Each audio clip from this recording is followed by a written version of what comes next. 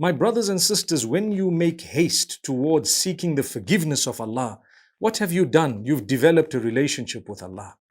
So every time you sin, like we said, human nature, immediately turn to Allah. The question might be, how often?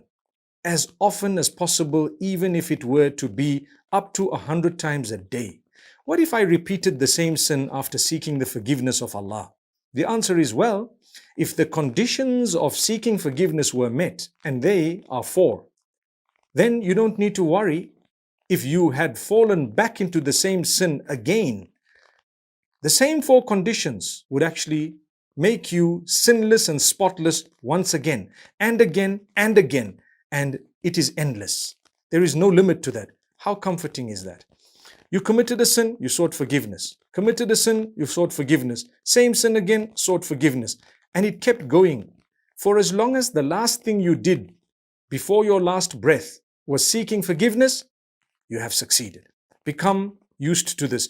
This doesn't mean you have a green light to sin, but it's only telling you Allah has asked you to race towards seeking forgiveness.